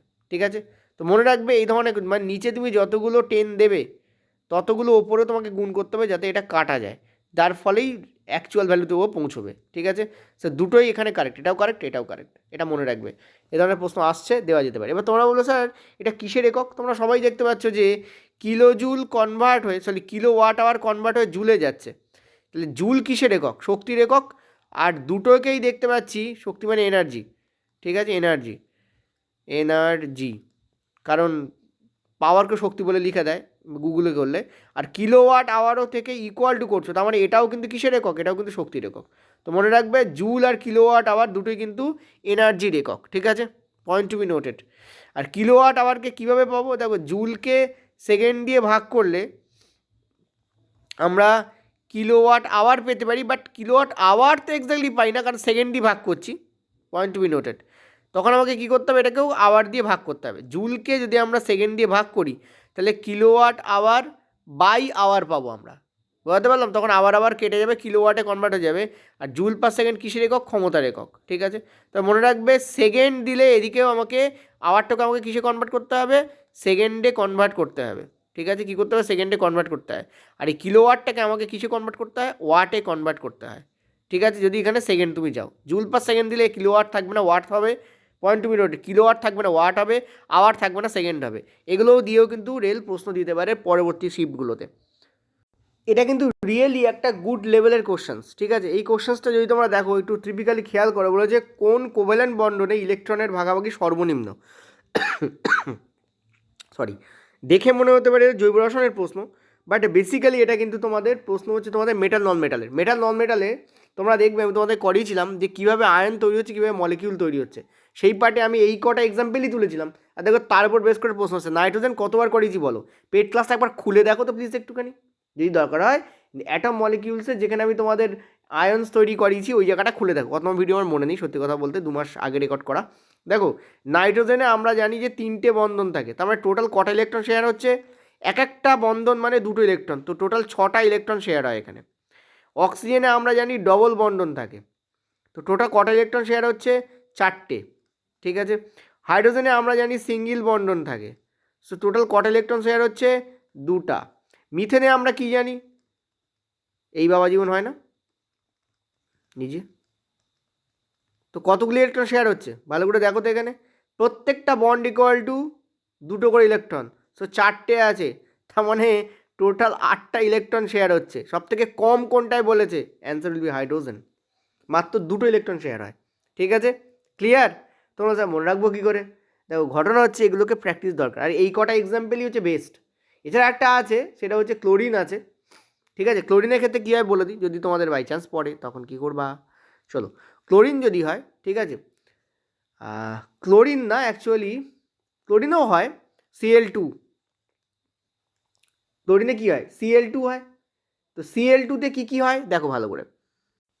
এখানে যদি অপশানে ক্লোরিন থাকতো হাইড্রোজেনের জায়গায় তাহলে ওটাও অ্যান্সার হতো, কারণ ক্লোরিনও কিন্তু একটাই বন্ড শেয়ার করে একটার সাথে, তার মানে এখানে দুটো ইলেকট্রন মাত্র শেয়ার হয়। ঠিক আছে, যদি আমরা HCl এর কথা বলি, HCl মানে হচ্ছে কি হাইড্রোজেন ক্লোরাইড বা হাইড্রোক্লোরিক অ্যাসিডও বলতে পারো, তবে জলে মেশালে তবে হয়, নর্মালি হাইড্রোজেন ক্লোরাইড হয়। এখানেও কিন্তু তোমাদের একটা ইলেকট্রন শেয়ার হয়, মনে রাখবে হাইড্রোজেন যেখানে থাকবে সেখানে একটা ইলেকট্রন শেয়ার হবে, কারণ হাইড্রোজেন একটাই থাকে, একটাই দিতে পারে। ঠিক আছে, আর ক্লোরিন একটা দেয়, হাইড্রোজেন একটা দেয় আর ক্লোরিন একটা দেয়, সো টোটাল কত? দুটো, সো দুটা। ঠিক আছে, যেমন তোমাদের CCl4 এটাও তোমাদের করেছিলাম, মনে করে দেখো কার্বনের সঙ্গে কটা ক্লোরিন আছে, এখানে 4টে ক্লোরিন আছে। ঠিক আছে, সো 8টা ইলেকট্রন এখানে টোটালে শেয়ার হচ্ছে, এক একটা ইকুয়াল টু দুটো করে ইলেকট্রন, প্রত্যেকটা ডান্ডা ইকুয়াল টু দুটো করে ইলেকট্রন, সো 4 দুগুণে 8। ঠিক আছে, যদি জলে বলে, জলে কি হয়, একটা অক্সিজেন কিন্তু দুটো হাইড্রোজেন থাকে, একটা অক্সিজেন কিন্তু দুটো হাইড্রোজেন থাকে, সো টোটাল কটা? 4টে। বোঝাতে পারলাম? যেমন H2O না, কি হয় এটা? H2O, ভালো করে দেখো, H2O, সো কটা ইলেকট্রন শেয়ার হচ্ছে? দুটো করে ইলেকট্রন শেয়ার হচ্ছে, মানে টোটাল 4টে ইলেকট্রন শেয়ার হচ্ছে। বোঝাতে পারছি? ইয়েস অন্য বলো, এগুলো কিন্তু ভীষণ ইম্পর্টেন্ট। ঠিক আছে, চলো নেক্সট পরেরটাতে। বায়ুকল কোন শক্তির কারণে ঘোরে? দেখো, হাওয়া এখান দিয়ে আসছে, আর হাওয়াতে কি আছে? হাওয়ার একটা ভর আছে, হাওয়ার একটা কি আছে? গতি আছে। তাহলে হাফ mv² কাজ করবে। এই ব্যাটা যখন এসে লাগে বাত কলে, ঠিক আছে, যখন এটা কোথায় এসে লাগে? যখন বাত কলে এটা এসে লাগে, ধরুন এটা বাত কলে এসে লাগে, তখন কি হয়? এটা বোঁ করে ঘুরতে আরম্ভ করে, তার মানে কোন শক্তি কাজ করছে? গতি শক্তি। তো this will be the correct answer. ঠিক আছে, হাওয়া যদি স্টপ হয়ে যায় তাহলে কি এই কল ঘোরে না? কেন? কারণ কোনো গতিশক্তি থাকে না, তাই। চলো, কাল যদি তোমাদের প্রশ্ন দেয় যে একটা হাতুড়ি আছে এখানে, ঠিক আছে, হাতুড়ি আঁকি একটুখানি, একটা হাতুড়ি আছে, ধরো এখানে একটা হাতুড়ি আছে, আর এখানে আছে একটা পেরেক, হাতুড়িটাকে তোলা হয়েছে। কি করা হয়েছে? হাতুড়িটাকে তোলা হয়েছে। তোমার যদি বলে এতে কি শক্তি আছে? পোটেনশিয়াল এনার্জি আছে, কারণ তুমি তুলছো মানে হাইট বাড়ছে, আর হাইট বাড়ছে মানে এতে কি শক্তি জমা হচ্ছে? পোটেনশিয়াল এনার্জি জমা হচ্ছে। ঠিক আছে, ক্লিয়ার? কি শক্তি উঠছে এখানে? Potential energy. পুকুরের চারপাশে আমি খাম্বা বসাই আমরা, ঠিক আছে, পুকুরের চারপাশে ভাবছি যাব, কিন্তু বাবা ফিরে আসতে হচ্ছে, কিছু ইনফরমেশন মনে পড়ছে। পুকুরের চারপাশে আমরা কী বসাই? আমরা খাম্বা বসাই। ঠিক আছে, পুকুরের চারপাশে আমরা খাম্বা বসাই। এই যে খাম্বা যখন বসে আমরা কি করি? এর উপরে এখানে দড়ি দিয়ে একটা বিশাল লোড তুলে দিই, দিয়ে এর উপর ব্রাম করে মারি, তাতে খাম্বাটা নিচের দিকে বসে যায়। এখানে কোন এনার্জি কাজ করে? পোটেনশিয়াল এনার্জি কাজ করে। এরকম ধরনের ইনফরমেশান দিয়ে তোমাদের কোশ্চেন্স দিতে পারে, ডে টু ডে লাইফের ইনফরমেশান। ঠিক আছে, চলো পরের প্রশ্ন। একটি তারের রোধ হচ্ছে আর, সেটিকে 6 ভোল্টের ব্যাটারির সাথে যুক্ত করলে 2 অ্যাম্পিয়ার ধারা প্রবাহিত হয়, তো আর এর মান কত? So V equal to IR put করলে দেখো কত ইজি প্রশ্ন দিচ্ছে। আগেরবার ইলেকট্রিসিটি খুলে দেখো 2022-এ এরকম প্রশ্ন দিয়েছে, এর থেকে অনেক টাফ প্রশ্ন দিয়েছে। সো ভি হচ্ছে 6, আই হচ্ছে তোমাদের 2, তো আর এর মান বার করতে বলেছে। অ্যান্সার কী হবে তোমাদের? 3 ohm will be the correct answer here. ঠিক আছে, কোনো কিছুই করেনি, না কিলো ভোল্ট, না অ্যাম্পিয়ারের, মাইক্রো অ্যাম্পিয়ার, মিলি অ্যাম্পিয়ার, কিছু করেনি, সিম্পলি কোশ্চেন দিয়েছে। সিম্পল কোশ্চেনে সিম্পলি অ্যান্সারই হবে। পরেরটা চলো। পরের প্রশ্ন, যদি কোনো মৌলে 17টি ইলেকট্রন এবং 18টি নিউট্রন থাকে তাহলে সেটা কী? দেখো, 17টা ইলেকট্রন মানেই তার অ্যাটমিক নাম্বার হচ্ছে 17, আর 17 কোন মৌলের অ্যাটমিক নাম্বার? ক্লোরিনের, তো কারেক্ট আনসার আমাদের ক্লোরিনই হবে। কোথা থেকে কোশ্চেনটা দিচ্ছে তাহলে দেখে নেবো। দেখো, এই যে তোমাদের চার্ট আছে, এটা কত নম্বর পেজে তোমাদের রয়েছে সেটা বলে দিচ্ছি। পেজ নম্বর তোমাদের হচ্ছে 51 পেজ। বইয়ের পেজ যদি বলো তাহলে 51, আর যদি আমার পিডিএফের পেজ বলো তাহলে 65 পেজ। এটাই তোমাদের মোটামুটি, তোমরা যদি ডাউনলোড করো থেকে ত্রিপুরা.com-এর ত্রিপুরার যে বই আছে সেখান থেকে, তাহলে এই বইটাই তোমরা পাবে মেনলি। ঠিক আছে, এটা বহু পুরনো এনসিইআরটি বই, 2021-এর বই, 2022-এ একবার তোমাদের ওটাকে করা হয়েছিল, কিন্তু তারপরে আর চেঞ্জ হয়নি, কারণ ওর ইংরেজি ভার্সন চেঞ্জ হয়ে গেছে, বাট বাংলা ভার্সন চেঞ্জ হয়নি। ওই জন্য দেখবে ওল্ড মডেলে প্রচুর কোশ্চেন্স এখানে আছে। ঠিক আছে, মানে প্রচুর ইনফরমেশান এখানে দেওয়া আছে। যাই হোক, কিছু কিছু জিনিস চেঞ্জও হয়েছে। তো যেটা বলতে চাইছি সেটা হচ্ছে যে, দেখো এখানে তোমাদের হাইড্রোজেনের পারমাণবিক সংখ্যা, দেখো আমি একটু দাগিয়ে দিই তোমাদের। দেখো, হাইড্রোজেনের তোমাদের পারমাণবিক সংখ্যা, প্রোটন সংখ্যা, নিউট্রন সংখ্যা সব দেওয়া আছে। ঠিক আছে, হিলিয়ামের দেওয়া আছে। এরকম করে করে তুমি যদি নিচে যাও, তুমি নিচে দেখো এখানে তোমাদের ক্লোরিন দেওয়া রয়েছে। দেখো, ক্লোরিন তোমাদের 17, এটা তোমাদের ইলেকট্রন সংখ্যা 17, প্রোটন সংখ্যা তোমাদের 17 বলেই দেওয়া হয়েছে। দেখো যতগুলো প্রোটন ততগুলো ইলেকট্রন থাকবে, তো এটা হচ্ছে তোমাদের প্রোটন, এটা হচ্ছে তোমাদের ইলেকট্রন। প্রোটন সংখ্যা ইলেকট্রন, এইটা কি, এটা হচ্ছে তোমাদের বলো কি, এটা হচ্ছে নিউট্রন সংখ্যা। তো এর 17 + 18 করলে কত হয়, 35। তো কারেক্ট আনসার 35 হবে। এবার স্টুডেন্টরা গোলায় কোথায়, এটা এই চারটাকে একবার দেখে নিও, ঠিক আছে। এই চারটায় তোমরা দেখো ওখানে সোডিয়াম সালফার ছিল না, এইখান থেকেই দিয়েছে, বেসিক্যালি জাস্ট এইখান থেকে দিয়েছে। ওকে, এবার একটা জিনিস বলি, ওটা তোমরা পড়ে নিতে পারবে। দেখো হাত ধরে অ ক খ শেখানোর বয়স তো চলে গেছে, ঠিক আছে। তো তোমরা যত নিজেদেরকে ওই জায়গা থেকে তুলে আনতে পারবে তত তোমাদেরই মঙ্গল, আমার কিছু না, ঠিক আছে। এবার অনেকের প্রশ্ন হয় যে স্যার এই জায়গায় আপনি তো বললেন ক্লোরিনের 35 হয়, তো এখানে পারমাণবিক ভর 35.5 কেন লেখা আছে? এটা স্টুডেন্টের একটা কোশ্চেন স্যার, এবং এটা একটা সবথেকে গ্রেট মিস্ট্রি যে স্টুডেন্ট এটা কেন বুঝতে পারে না। সেটা হচ্ছে দেখো অ্যাটমিক মাস আর অ্যাটমিক মাস নাম্বার দুটো আলাদা জিনিস। মাস নাম্বার কখনোই ফ্র্যাকশানে আসতে পারে না, ভর সংখ্যা কোনো দিন ফ্র্যাকশানে থাকে না। তোমাদের আগে এই কিছুক্ষণ আগেই করেছি, ওখানে একটা লাইন ছিল যে ভর সংখ্যা হচ্ছে সম্পূর্ণ একটা কি ইন্টেজার হবে, পূর্ণ সংখ্যা হবে। তো ভর সংখ্যা কোনো দিনই কিন্তু কী হতে পারে না, পয়েন্টে থাকতে পারে না। কিন্তু পারমাণবিক ভর পয়েন্টে থাকতে পারে, দুটো আলাদা জিনিস। পারমাণবিক ভর আর ভর সংখ্যা দুটো আলাদা জিনিস। ভর সংখ্যা কাকে বলা হয়, যতগুলো প্রোটন আর যতগুলো নিউট্রন আছে এগুলো কি ভেঙে আসতে পারে কোনো দিন? খানিকটা নিউট্রন আছে খানিকটা নেই, এরকম হতে পারে? কখনো হতে পারে না। তো প্রোটন প্লাস নিউট্রন করলে তুমি 35ই পাবে ক্লোরিনে। পারমাণবিক ভর কি, ক্লোরিনের বাজারে যে যে ক্লোরিন আইসোটোপ ছেড়ে রেখে দিয়েছে তাদের অ্যাভারেজ ভর হচ্ছে এইটা। অ্যাকচুয়ালি পারমাণবিক ভর তোমরা বলো না এই কার্বনের ভর হচ্ছে 12, কার্বনের ভর কিন্তু 12 নয়, কার্বনের ভর 12 পয়েন্ট সামথিং, এখানে রাউন্ড ফিগারে 12 দেওয়া হয় তাই। ক্যালসিয়ামের ভর কত, 40 পয়েন্ট সামথিং বা 39 পয়েন্ট সামথিং, আমি ভুলে গেছি, বাট এটা পয়েন্টে আছে। ক্লোরিনের কত, 35.5, রাউন্ড ফিগার করলে 35.5 আসে, ঠিক আছে। এটা রাউন্ড ফিগার করি, ওখানে দেওয়া আছে 35.5, ওখানে আরও কিছু সামথিং হয় কিন্তু সেটা না দিয়ে 0.5 দিয়ে ছেড়ে দেওয়া হয়েছে। তো ওটা যতগুলো বাজারে ক্লোরিন আইসোটোপ ছেড়ে রেখে দিয়েছে তাদের গড় ভর হচ্ছে ওইটা, ঠিক আছে। বোঝাতে পারলাম আমি? কিন্তু ভর সংখ্যা আর পারমাণবিক ভর ডিফারেন্ট জিনিস, এইটা কিন্তু মাথা রাখবে। কালকে দেখালে এটা দিয়ে তোমাদের ওকে, কালকে দেখা গেলো তোমাদের এটা দিয়ে তোমাদের প্রশ্ন দিয়ে দেওয়া হলো, বোঝা গেল? চলো, বলেছে যে বংশগতিতে F1 প্রজন্মে কিছু অ্যালিল প্রকাশ পায় কিন্তু F2তে প্রকাশ পায় না, আবার পায়, কেন পায়?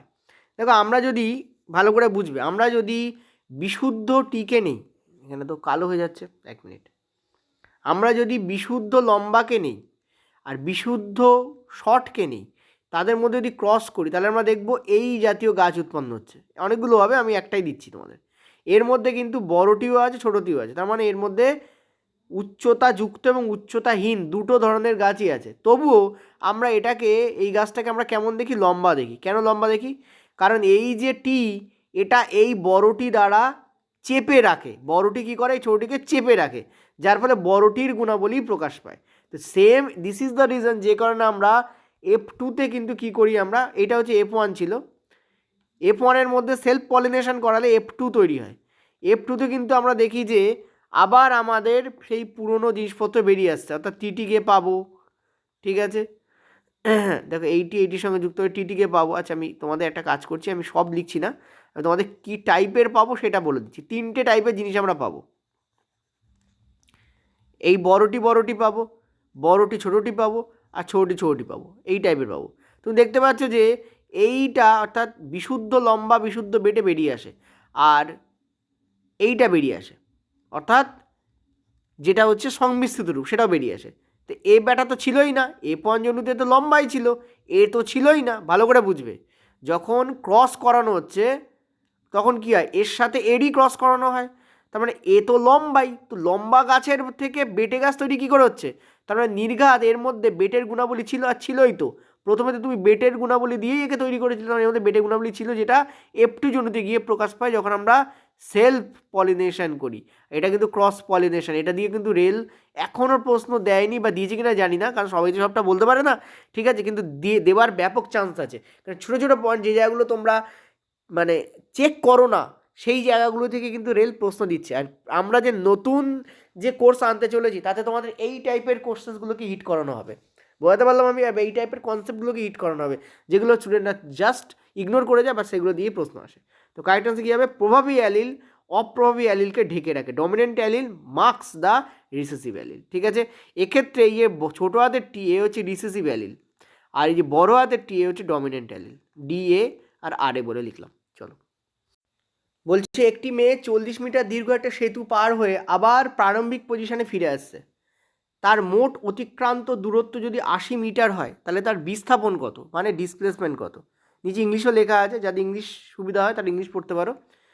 এ girl cross a bridge of length 40 metre and returns to the starting point covering the distance of এত। তাহলে দেখো ডিস্টেন্স এত কভার করছে বটে, কিন্তু তুমি দেখতে পাচ্ছ যে দূরত্ব যাচ্ছে সেম দূরত্ব ব্যাক করে ফিরেও আসছে।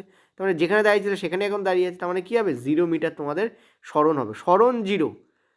ঠিক আছে, স্মরণ হবে 0, কিন্তু ডিস্টেন্স কিন্তু তোমাদের 80 মিটার দাঁড়াবে। ঠিক আছে, চল পরেরটাতে। বলছে যে force of 50 Newton is applied on an area of 0.1 centimetre square, what will be the pressure and thrust? দুটোই জিজ্ঞাসা করা হয়েছে। ঠিক আছে, দেখো তুমি ক্লিয়ারলি দেখতে পাচ্ছ প্রেশার আমাদের কী হবে, থ্রাস্ট আমাদের কী হবে, অর্থাৎ থ্রাস্ট আমাদের 50 নিউটনই হবে, কারণ আমরা জানি pressure equal to thrust per area. Pressure equal to কী হয়? Thrust per area. তো থ্রাস্ট তো আমাদের 50 নিউটনই হবে, কিন্তু দুটো অপশানে দেওয়া আছে, তো থ্রাস্টকে লেখো 50 নিউটন। ঠিক আছে, আর এখানে দেখতে পাচ্ছ 0.1 সেমি স্কোয়ার আছে। আমরা জানি আমাদের নিচে যে এরিয়া থাকে সেটা মিটারে থাকতে হয়। এখন 0.1 ইন্টু 0.1, তাহলে দুটো 0.1 আছে, তাহলে দুটো 0.1কে মিটারে কনভার্ট করার জন্য কী করব? আমরা 100 দিয়ে কী করে দেবো? একে গুণ করে দেবো। তো দুটো 100 কিন্তু এখানে আসবে। সেন্টিমিটারকে মিটারে কনভার্ট করতে গেলে কী হয়? সরি, 100 দিয়ে গুণ, 100 দিয়ে ভাগ, সরি, একটা মিনিট। তো কী হবে এখানে? 1/100 ইন্টু 1/100 হবে, কারণ এই যে প্রত্যেকটা 1 আছে, 0.1 আছে, তাকে আমাকে সেমি থেকে মিটারে নিয়ে যেতে হবে। তো এইটার জন্য 1/100, এটার জন্য 1/100। এবার 1/100গুলো কী হবে? সব ওপরে আমাদের উঠে যাবে। ঠিক আছে, তো 100 ইন্টু 100 ওপর উঠে গেল। ঠিক আছে, আর নিচে দেখো আমাদের কী আছে, খেয়াল করো এখানে, এখানে কী আছে? এখানে দেখো 0.1 আছে, তার মানে এখানে আরও কিন্তু পয়েন্ট তুললে কিন্তু এখানে কী আসছে? দেখো 10 আসছে, তার মানে আরও একটা 100 আমাদের ওপরে যাবে। ঠিক আছে, এখান থেকে আমরা কী দেখতে পাচ্ছি? 2 আর 2 4 আর 2 6 আর 1 7, 7 হয়ে যাচ্ছে যে। আচ্ছা মাফ করো, আমি এখানে তোমাদের কি করেছি, দুটো 1 বসিয়েছি। ঠিক আছে, দুটো 0.1 বসিয়েছি, যেটা আমাদের এখানে মিস্টেক হয়েছে। ঠিক আছে, তো আমাকে কি করতে হবে? আমাকে একটা 0.1 তুলে দিতে হবে এখান থেকে, সরি।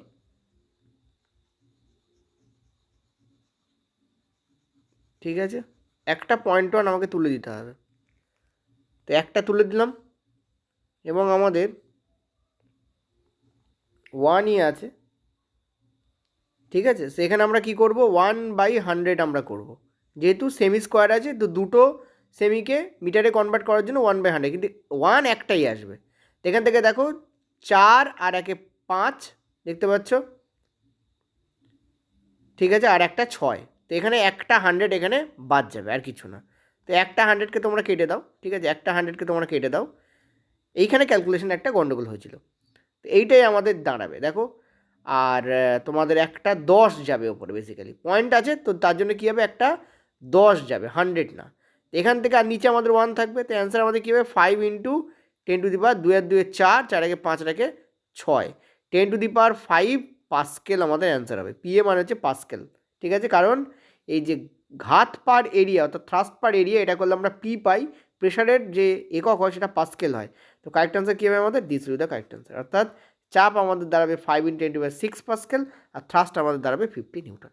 ঠিক আছে, চলো পরের প্রশ্ন। বলছে যে ব্যাসার্ধ যদি 6 মিটার হয়, বৃত্তাকার পথে একজন ক্রীড়াবিদ 12 সেকেন্ডে চক্কর দিলে তার গড় বেগ কী হবে?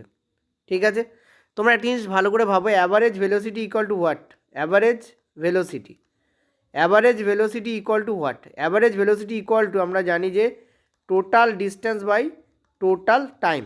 এবার তোমরা বলবে স্যার এখানে তো এমন নয় যে খেপে খেপে যাচ্ছে এবং ভেলোসিটি চেঞ্জ হচ্ছে। ভেলোসিটি দুভাবে চেঞ্জ হতে পারে, একটা মান আর দুই হচ্ছে তোমাদের দিক। তো দিক চেঞ্জ হলেও ভেলোসিটি চেঞ্জ হয়, মান চেঞ্জ হলে ভেলোসিটি চেঞ্জ হয়। তো মান যেহেতু চেঞ্জ হচ্ছে না, সো মান তো একই বেরোবে, কিন্তু দিক চেঞ্জের কারণে এখানে অ্যাভারেজ শব্দটা উল্লেখ করা হয়েছে। ঠিক আছে, সো টোটাল ডিস্টেন্স কত আমাদের?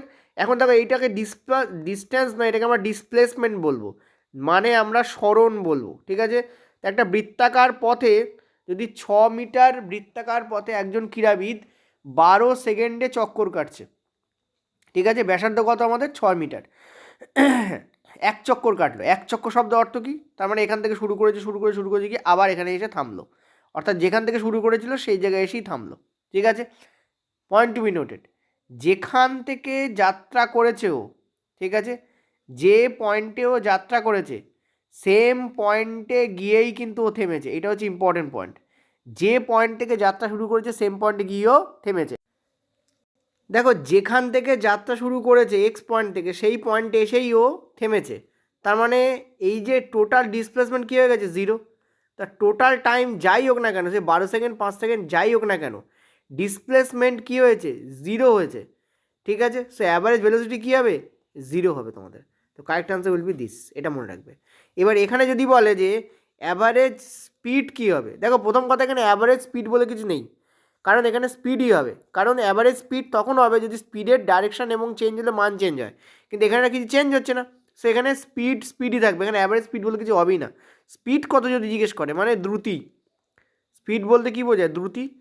তো দ্রুতি কত যদি জিজ্ঞেস করে তো কী করব? দেখো, দ্রুতি কত যদি জিজ্ঞেস করে, দেখো একে খেয়াল করো, এটা একটা পুরো চক্কর কাটছে মানে 2πr ডিস্টেন্স যাচ্ছে, সো 2πr/টাইম হবে তখন অ্যান্সার। ফর্মুলা পুট করবে, অ্যান্সার তোমাদের বেরিয়ে যাবে। ঠিক আছে, চলো পরের প্রশ্ন, আলোর বিচ্ছুরণ কোনটির মাধ্যমে সব থেকে ভালো বোঝানো যায়? দেখো, বিচ্ছুরণ শব্দের অর্থ হচ্ছে তোমাদের ডিসপারশন। ঠিক আছে, ডিসপারশন। আরেকটা আছে তোমাদের স্ক্যাটারিং। কী আছে? স্ক্যাটারিং। স্ক্যাটারিং দিয়ে কিন্তু টিন্ডাল এফেক্ট হয়। ঠিক আছে, টিন্ডাল এফেক্ট হয়। টিন্ডাল এফেক্টের ক্ষেত্রে কলারের দমন প্রয়োজন, কিন্তু বিচ্ছুরণ সব থেকে ভালো বোঝানো যায় তোমাদের প্রিজমের শ্বেত আলোর বিভাজন দিয়ে বোঝানো যায়। ঠিক আছে, কোনটির মধ্যে সব থেকে ভালো বোঝানো যায়? প্রিজমের শ্বেত আলোর বিবরণ দিয়ে। ঠিক আছে, ক্লিয়ার হয়েছে? এটাও কিন্তু স্ক্যাটারিং, এটাও তোমাদের স্ক্যাটারিং।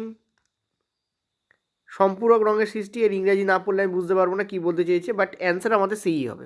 ঠিক আছে, চল পরের প্রশ্ন, কনসার্ট হলে ছাদ বক্র করা হয় কেন? এটা দিয়ে তোমাদের আমি একে পেডে পড়িয়েছিলাম। আমি বলেছিলাম যে ধরো এখানে কেউ বক্তৃতা দিচ্ছে, সাপোজ ধরো তার মাথায় যে ছাদ থাকে সেটা কি করা হয়? সেটা তোমাদের এরকম বক্র করে দেওয়া হয়। কেন?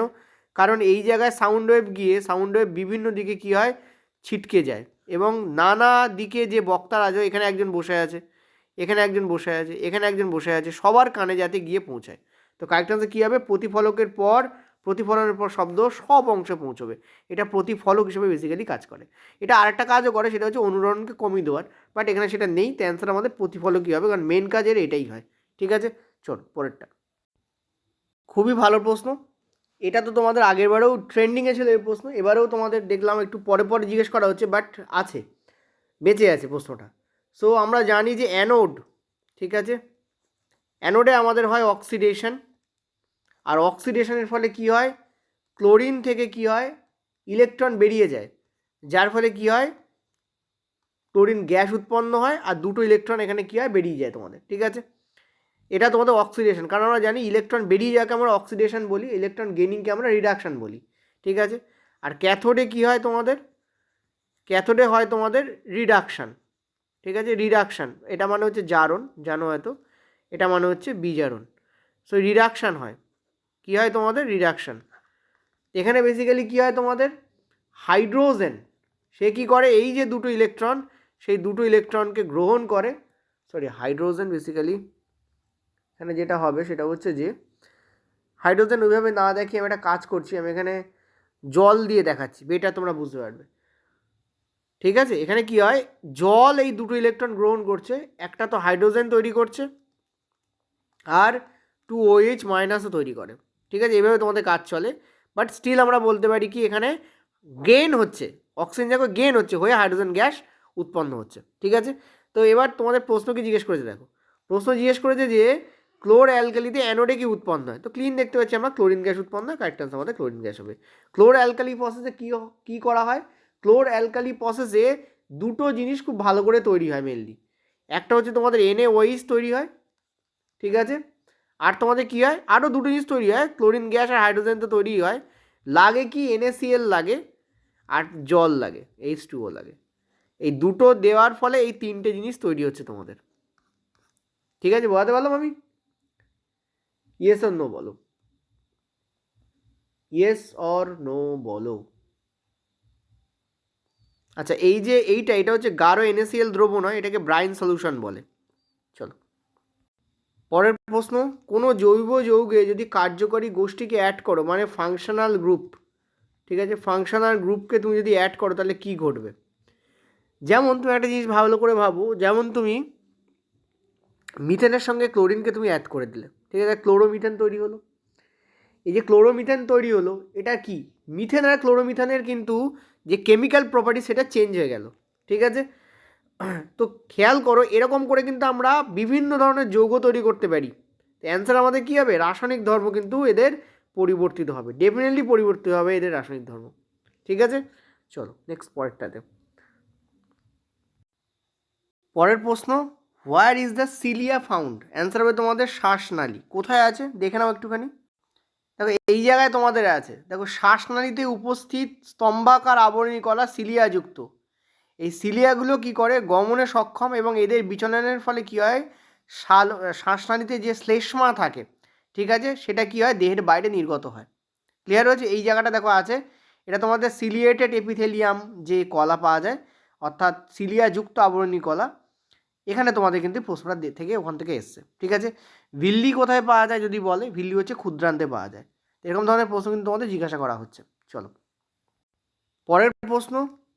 আচ্ছা, এই 8 দাগটাকে ধরবে না, রিয়েলি সরি ফর দ্যাট, ঠিক আছে, এগুলোকে তোমরা ধরবে না, কারণ এখানে কি, যখন স্লাইড তৈরি, আমি আগেও বহুবার তোমাদের বলেছি, যখন স্লাইড তৈরি হয় তখন যেটা করা হয় সেটা হচ্ছে যে ওই স্লাইডের নিরিখে এখানে দাগ নম্বর প্রেজেন্ট করে দেওয়া হয়, ঠিক আছে।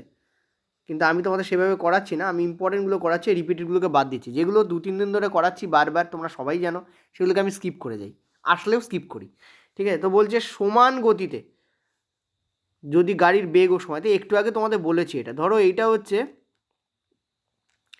তোমাদের গাড়ির ভি, অর্থাৎ বেগ দিয়েছে, এটা তোমাদের টি দিয়েছে, ঠিক আছে। এবার দেখা গেল যখন স্টার্ট করেছিল তখনও তোমাদের 20 কিলোমিটারে চলছিল, তারপরে তোমাদের 20 কিলোমিটার, তারপরে তোমাদের 20 কিলোমিটার, একই কিলোমিটারে তোমাদের চলছে, কী হচ্ছে, একই কিলোমিটারে তোমাদের চলছে।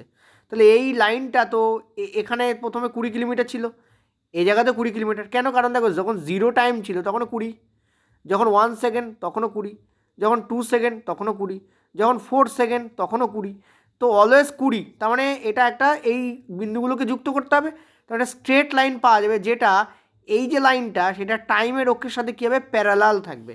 তো correct answer will be this. এটা একটু আগে তোমাদের বুঝিয়েছি, তার মধ্যে প্রশ্ন এসছে, straight line parallel to the time Axis, ঠিক আছে।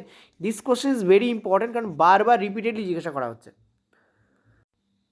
পরের প্রশ্ন, আচ্ছা এই প্রশ্নটা এক্স্যাক্টলি তোমাদের এইভাবে জিজ্ঞাসা করা হয়নি, এই প্রশ্নটা কীভাবে জিজ্ঞাসা করা হয়েছিল আমি তোমাদের এখানে বলে দিচ্ছি। এখানে বলা হয়েছে যে যদি শব্দের বেগ কনস্ট্যান্ট থাকে, এই কথাটা এসেছিল, শব্দের বেগ তোমাদের কি থাকে, কনস্ট্যান্ট থাকে। এটা কিন্তু গুড কোশ্চেন্স। শব্দের বেগ যদি কনস্ট্যান্ট থাকে তাহলে যদি ফ্রিকোয়েন্সিকে ডবল করা হয় তাহলে ওয়েভলেন্থ কী হবে? দেখো আমরা জানি শব্দের বেগ বা ভেলোসিটি সেটা ইকুয়াল টু কী হয়, lambda into frequency, mu, lambda into কি, ফ্রিকোয়েন্সি, ঠিক আছে, অর্থাৎ তরঙ্গ দৈর্ঘ্য ইন্টু কম্পাঙ্ক, এটাই হচ্ছে বেগের ফর্মুলা হয়।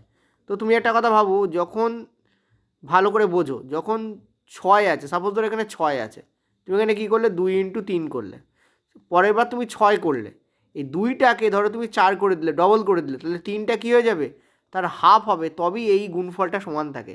তার মানে এটাকে যদি তুমি দ্বিগুণ করো, পয়েন্ট টু বি নোটেড, তো এটাকে তোমাকে কী করতে হবে, এটাকে তোমাকে গ্যারেন্টি হাফ করতে হবে। অর্থাৎ দুটো জিনিসের গুণফল যখন থাকে তখন এই ভ্যালুটি কনস্ট্যান্ট হয়, তখন একটাকে যে হারে বাড়াচ্ছে অপরটাকে সেই হারে কমাতে হয়। তো তরঙ্গ দৈর্ঘ্য তোমাদের কী হবে, হাফ হয়ে যাবে যখন কম্পাঙ্ককে তুমি কী করছো, দ্বিগুণ করছো। দেখো কম্পাঙ্ককে দ্বিগুণ করছো, তাই তরঙ্গ দৈর্ঘ্য কী হয়ে যাবে, হাফ হয়ে যাবে। তো কারেক্ট আনসার কী হবে, দিস উইল বি হাফ। বোঝাতে পারলাম? এইটা হচ্ছে এক্স্যাক্ট কোশ্চেন যেটা তোমাদের ছিল, এখানে একটা প্রিন্টিং মিস্টেক ছিল, আমি তোমাদের ঠিক করে দিয়েছি। ওকে, চলো নেক্সট পয়েন্টটা। এটা আজকে আমাদের সায়েন্সের লাস্ট প্রশ্ন আছে। বলেছে যে if the resistance of 1 ohm 2 ohm and 3 ohm 5 ohm 10 ohm, দেখো কতগুলো দিয়েছে, কানেক্টেড ইন আ সিরিজ।